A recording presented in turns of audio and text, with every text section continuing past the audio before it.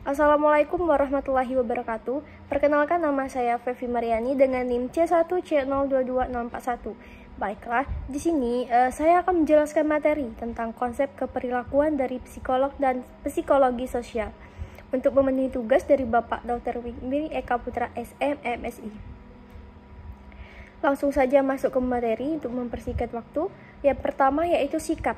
Sikap adalah suatu hal yang mempelajari mengenai seluruh tendensi tindakan, baik yang menguntungkan maupun yang kurang menguntungkan, tujuan manusia, objek, gagasan, atau situasi.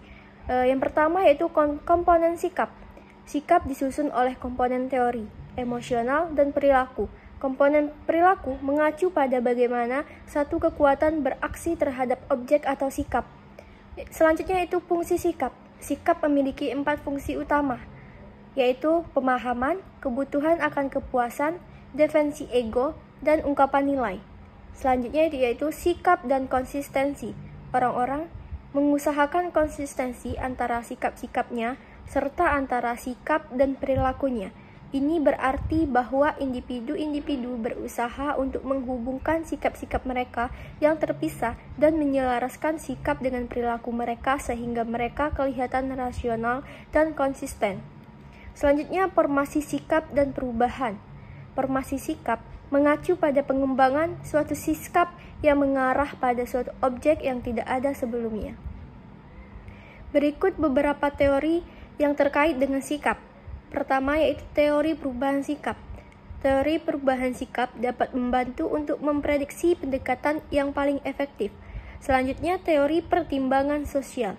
Teori pertimbangan sosial ini merupakan suatu hasil perubahan mengenai bagaimana orang merasa menjadi suatu objek dan bukannya hasil perubahan dalam mempercayai suatu objek.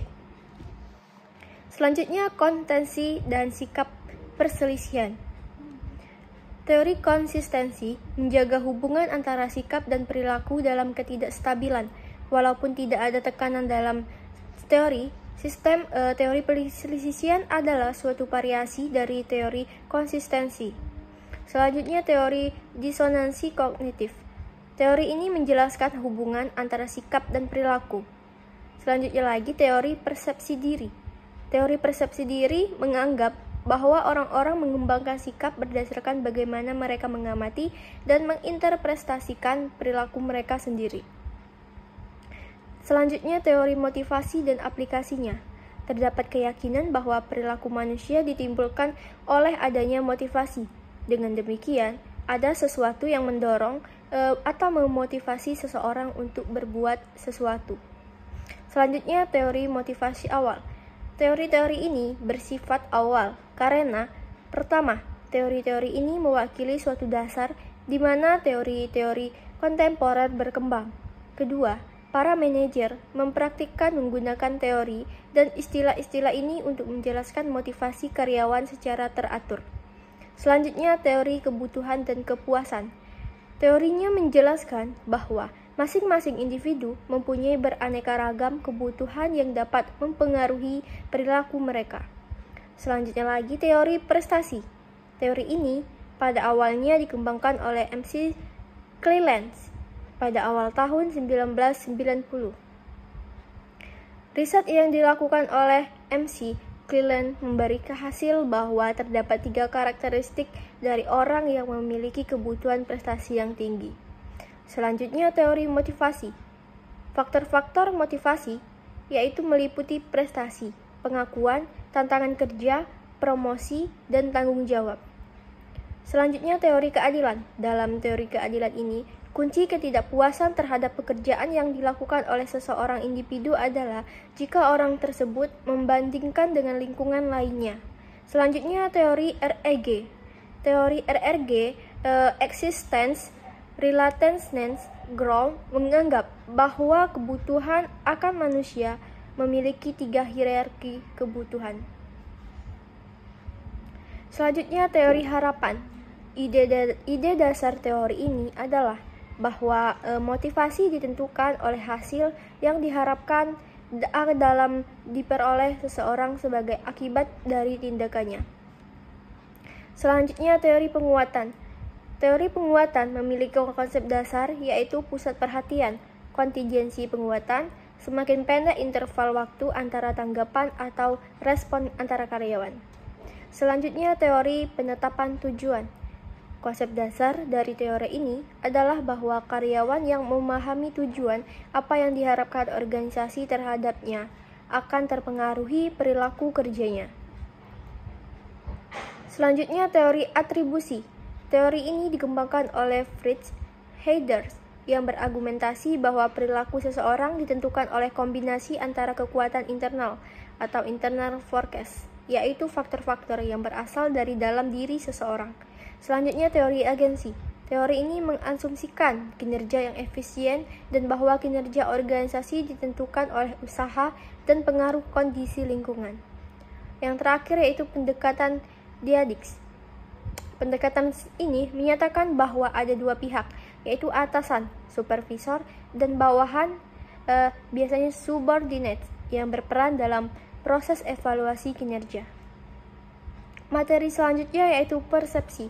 Persepsi merupakan suatu proses yang melibatkan pengetahuan sebelumnya dalam memperoleh dan menginterpretasikan stimulus yang ditujukan oleh panca indera.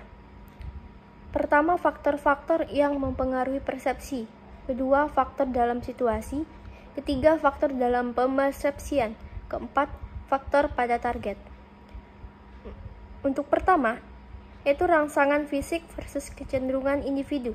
Rangsangan fisik adalah input yang berhubungan dengan perasaan, seperti penglihatan dan sentuhan. Sedangkan kecenderungan individu meliputi alasan, kebutuhan, sikap, pelajaran dari masa lalu, dan harapan. Kedua, pilihan, organisasi, dan penafsiran rangsangan. Ketika rangsangan merupakan suatu yang membingungkan, maka orang-orang yang menginterpretasikan rangsangan tersebut ke dalam suatu konsisten dengan kebutuhan, sikap, dan kondisi internal mereka. Yang ketiga yaitu keterkaitan persepsi bagi para akuntan. Perilaku pada akuntan dapat menerapkan pengetahuan persepsi terhadap banyak aktivitas organisasi. Keempat, persepsi orang membuat penilaian mengenai orang lain. Dalam bahasan mengenai persepsi, orang dalam membuat penilaian terhadap orang lain, hal ini akan dikaitkan dengan teori atribusi. Selanjutnya yaitu nilai. Pertama, arti penting nilai. Dalam mempelajari perilaku dalam organisasi, nilai dinyatakan penting karena nilai meletakkan dasar untuk memahami sikap serta motivasi dan karena nilai mempengaruhi sikap manusia. Kedua, itu nilai dan dilema etika. Permasalahan profesi akuntansi sekarang ini banyak dipengaruhi masalah kemerosotan standar etika dan krisis kepercayaan. Ketiga, nilai-nilai sepanjang budaya. Sejak dini, anak-anak di Amerika diajari mengenai nilai-nilai individualisme dan keunikan. Selanjutnya yaitu pembelajaran. Pembelajaran adalah proses di mana perilaku baru diperlukan. Pembelajaran terjadi sebagai hasil dari motivasi, pengalaman, dan pengulangan dalam merespon situasi. Kombinasi dari motivasi, pengalaman, dan pengulangan dalam merespon situasi ini terjadi 3 bentuk. Pertama, pengaruh keadaan klasik. Kedua, pengaruh keadaan operan. Dan yang terakhir, pembelajaran antarsosial. Selanjutnya, kepribadian. Untuk menentukan kepribadian, suatu argumen diri dalam sistem riset kepribadian adalah apakah kepribadian seseorang merupakan hasil keturunan atau lingkungan. Sekarang, kepribadian seseorang dewasa umumnya dianggap terbentuk dari faktor keturunan dan lingkungan yang diperlukan oleh kondisi situasi. Baiklah, terima kasih. Ini saja materi yang dapat saya sampaikan. Apabila ada kata yang salah dan lebih, saya mohon maaf dan saya akhiri. Wassalamualaikum warahmatullahi wabarakatuh.